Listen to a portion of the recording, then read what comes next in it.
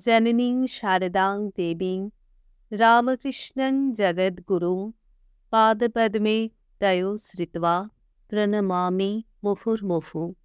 ঠাকুর, মা, স্বামীজির চরণে অভূমিলুণ্ঠিত প্রণাম জানিয়ে আজ আমি সুহাসিনী দেবীর লেখার থেকে কিছুটা অংশ আপনাদের সামনে তুলে ধরছি।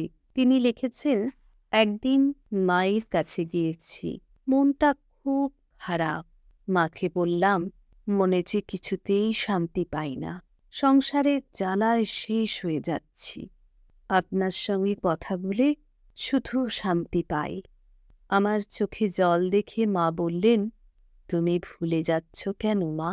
যা কিছু হচ্ছে সবই ঠাকুরের ইচ্ছেই হচ্ছে। এই যে আমার কাছে আসা, এও তো তাঁরই ইচ্ছে। ভগবানকে ভালোবাসো, ছেলে মেয়েদের ভগবানকে ভালোবাসতে শেখাও। তাকে যেন আপনার জন মনে করে তারা ভালোবাসতে শেখে। পৃথিবীতে যখন জীব আসে তখন যে যার পূর্বজন্মের প্রাক্তনকে নিয়ে আসে। তাই অনেককে দেখা যায় ছেলেবেলা থেকে ভগবানকে ভালোবাসে, কেউ হয়তো বড় হয়ে বিপথে যায়। সবই নিজের নিজের প্রাক্তন কর্মের ফল। তবে তাঁর কৃপা হলে তাঁর নিজের লেখা তিনি কেটে দেন, নিজের লেখা নিজেই কাটেন। এজন্যই তো তাঁকে বলে কপাল মোচন। সবই যখন তাঁরই হাতে, তখন তাঁরই কাছে আত্মসমর্পণ করবে। বড় তৃপ্তি নিয়ে বাড়ি ফিরে এলাম। 2 দিন যেতে পারিনি। তারপরে যখন গেলাম দেখলাম মা তাঁর ঘরে বসে আছেন, ঠাকুরের কথা বলছেন, নিজের কথাও বলছেন। বিয়ের পর জয়রামবাটিতেই থেকেছি বেশি। ঠাকুর যখন দক্ষিণেশ্বর থেকে কামারপুকুরে আসতেন তখন শাশুড়ি মা লোক পাঠিয়ে আমাকে নিয়ে যেতেন। তখন তো ছোট্টটি ছিলাম, যে যেমন বলতো সেই মতো করতাম।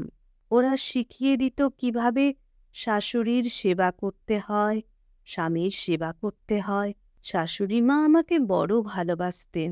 সন্ধেবেলা পাড়ার সব মেয়ে পুরুষ বাড়িতে আসত ঠাকুরের কথা শুনতে, তাঁর গান শুনতে। ঠাকুর কত কথা বলতেন, কত মজার মজার কথা। আবার তিনি কখনো কখনো গান গাইতেন। আমি চুপটি করে এক পাশে বসে শুনতে শুনতে ঘুমিয়ে পড়তাম। কেউ ডাকলে ঠাকুর বলতেন, ওকে ডেকো না, ও ঘুমুক। তারপরে তো দক্ষিণেশ্বরে গেলাম।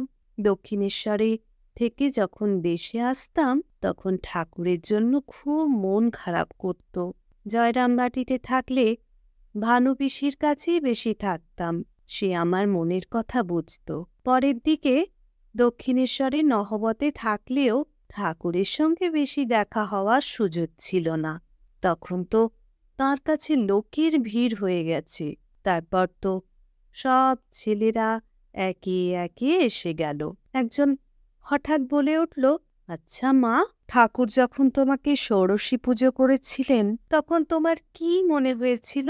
মা একটু সলজ্জ হেসে বললেন, কি জানি মা, আমি যেন কিছুই বুঝতে পারিনি, যেন একটা ঘোরের মধ্যে ছিলাম।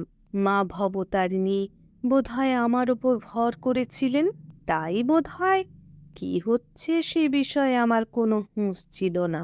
ঠাকুর যে আমাকে সাজালেন, পায়ে আলতা পরালেন, পুজো করলেন, প্রণাম করলেন, আমি সব দেখেছি, কিন্তু কিছুই যেন আমার মনে রেখাপাত করছে না।